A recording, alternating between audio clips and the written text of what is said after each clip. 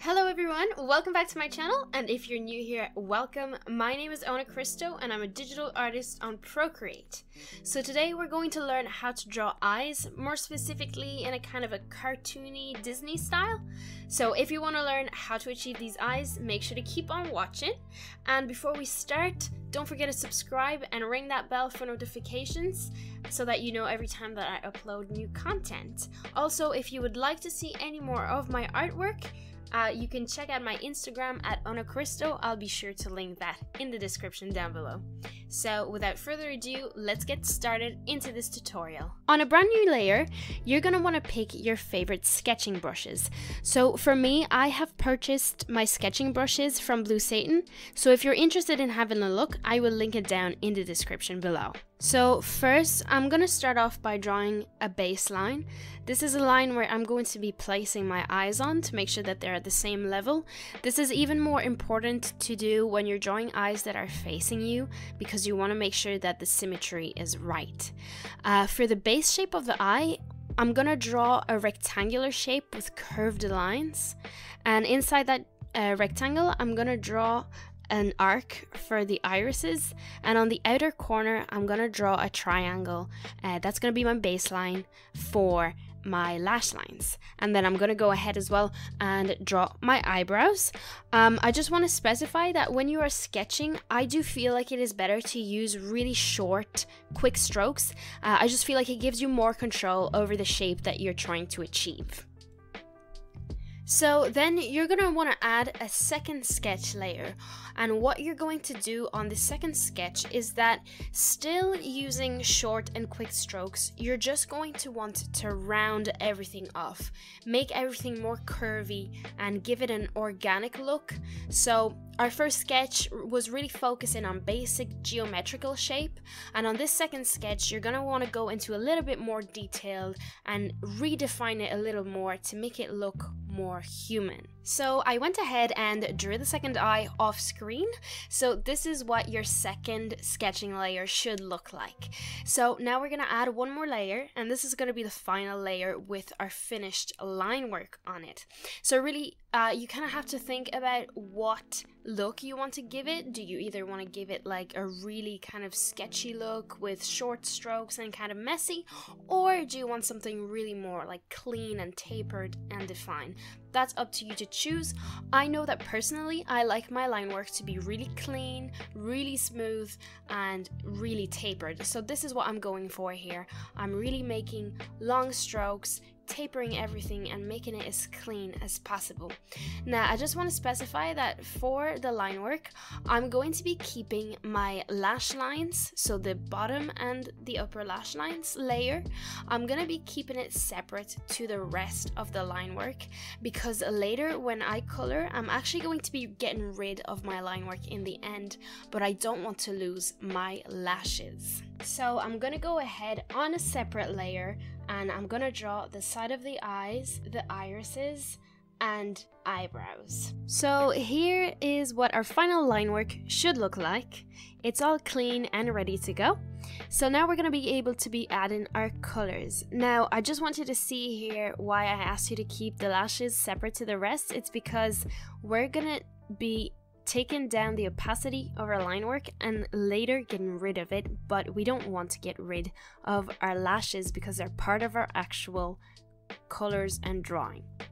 I'm just going to lay down the skin color, and I'm also actually going to add a little nose because I realized that I forgot to add a nose, and I think it just gives a bit more context. It's a little bit better than just having eyes by themselves. So with that done, going back into the coloring, I am using the dry ink brush from Procreate. You can find it in the section inking, and if you go down, it's the dry ink brush. I love the texture. It's got a lot of character to it. I really love using this brush to color with. It's my #1 go-to brush. So now I'm just filling in the white. Now I'm gonna add a layer and I'm gonna clip it to the white, and what that is gonna do is that no matter what I draw in this layer, as you can see here, it's not gonna go outside of the shape. So this is a really good solution when you need to color something and you need to make sure that you're not going outside of a certain shape. this is what the clipping mask does for you, and in this case it's really handy for coloring in our irises, so I do recommend using that to make your life easier. And then we're gonna go in and filling the eyebrows. I've chosen just kind of a regular brown color just to make it kind of generic. It can take a few goes. As you can see here, I'm kind of struggling to get the shape right, but I got it in the end. Woohoo! Okay, so that's our base color laid down. I'm just gonna add in some details for the nose, make sure that we've got the line work for that. Alright, so now that our base colors are laid down, we're gonna go into all the shadows and little details to make it look even more realistic. What I do every time that I shade in details and shadows is that I always add a new layer on top of the layer that I'm working on. It's very important to separate everything with layers so that if you make a mistake, you don't have to delete everything, you just have to rectify that layer. Multiply blend mode is the one that I use to add all shadows and details, and what it does is that it makes things darker.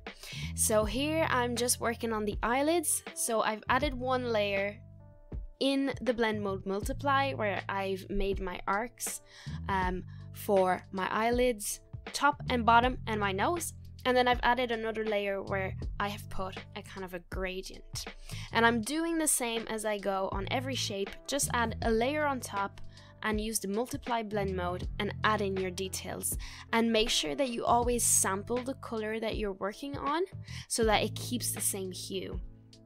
So then, as you can see here for the eyes, I've added a bit of a gradient within the blue, and at the moment I'm also adding a grey shadow on the white to give the appearance of a shadow that comes from her eyelashes.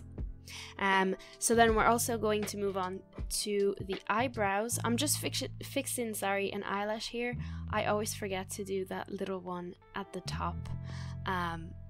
I just think it gives a bit more of a realistic look to it.